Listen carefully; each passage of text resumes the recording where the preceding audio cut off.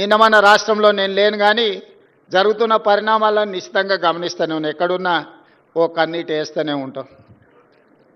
అక్కడ చదువుకోవడానికి వెళ్ళినప్పుడు నారాయణ గారు అడుగుతున్నారు ఎంతసేపు ఉంటాయి క్లాసులని.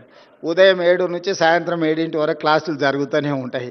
అన్ని క్లాసులు అటెండ్ అవుతూనే ఉన్నా. ఎందుకనంటే మనం తెలుసుకోవాలని కావాలని హార్వర్డ్కి వెళ్ళి జాయిన్ అయినాం కాబట్టి క్లాసులలో క్రమశిక్షణ కలిగిన విద్యార్థిగా నేర్చుకోగలిగినంత నేర్చుకోవాలనేదే నా ఆలోచన. అయితే రాష్ట్రంలో జరుగుతున్న పరిణామాలు ఒక వింత వాతావరణానికి దారితీస్తున్నాయి.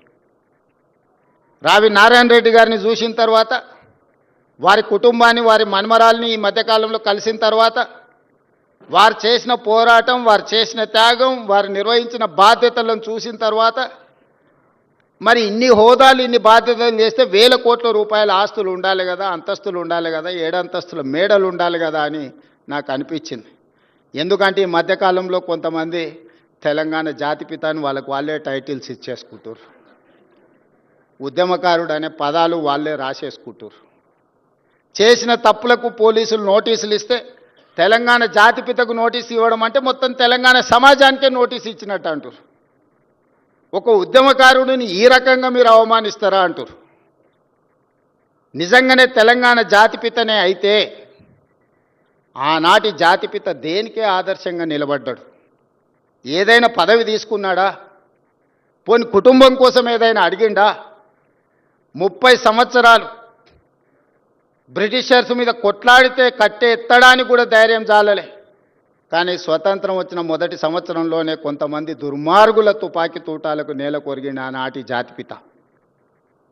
మరి ఈనాడు జాతిపితగా చెప్పుకునే వాళ్ళు, ఉద్యమకారులని చెప్పుకునే వాళ్ళు, రాజకీయ పార్టీలు ఒక పరిస్థితిలో వైఫల్యం చెందినాయి అనుకున్నప్పుడు అన్ని రాజకీయ పార్టీలు కలిసి ఒక పొలిటికల్ జేఏసీ పెట్టుకొని ఆ జేఏసీకి చైర్మన్గా ప్రొఫెసర్ కోదండరామ్ గారిని పిల్లలకు పాఠాలు చెప్పుకునే పంతులను మనం ముందులో పెట్టుకొని తెలంగాణ రాష్ట్రాన్ని సాధించినాం.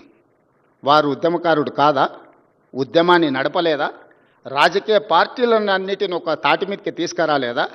కుల సంఘాలను, మత సంఘాలను, చివరికి బిచ్చగాళ్ళ సంఘాన్ని కూడా ఏకం చేయగలిగిన శక్తి, రిక్షా దొక్కుకునే సంఘాలను కూడా ఏకం చేయగలిగిన శక్తి ప్రొఫెసర్ కోదండరామ్ గారు ఆ రోజు బాధ్యత నిర్వహించలేదా? ఇదే రావి నారాయణ రెడ్డి ఇదే హాల్లో అన్ని రాజకీయ పక్షాల సమావేశాన్ని ఏర్పాటు చేసి జానారెడ్డి గారి ఇంటికాడ నుంచి నాకు తెలిసినంతవరకు ఇక్కడికే వచ్చి ఆనాడు తెలంగాణకు అనుకూలము కాదు, ఆ తెలంగాణకు వ్యతిరేకం కాదు, ఆర్ఎస్యు నుంచి ఆర్ఎస్ఎస్ వరకు, కమ్యూనిస్టుల నుంచి కాంగ్రెస్ వరకు ఏకం చేసి తెలంగాణ ఉద్యమాన్ని ముందుకు నడిపించిన ప్రొఫెసర్ కోదండరామ్ గారు ఉద్యమకారుడు కాదా? మరి అలాంటి ఉద్యమకారుడైన కోదండరామ్ గారి ఇంటి తలుపులు బద్దలు కొట్టించి పోలీసులతో ఈడ్చుకపోయేటంత నేరం కోదండరామ్ గారు ఏం చేసిండ్రో మీరు అధికారంలో ఉన్నప్పుడు ఉద్యమకారులకు జరిగిన అవమానం మీరు అప్పుడే మర్చిపోయినరా? మీరు చేసిన అవమానం అని నేను వారిని అడుగుతున్నా. నిన్నెవరు తలుపులు బద్దలు కొట్టలేదే, నిన్నెవరు ఈడ్చుకొని రాలేదే. చేసిన తప్పులకు మీకు నోటీస్ ఇచ్చారు, సార్ మీరు రాండి అని.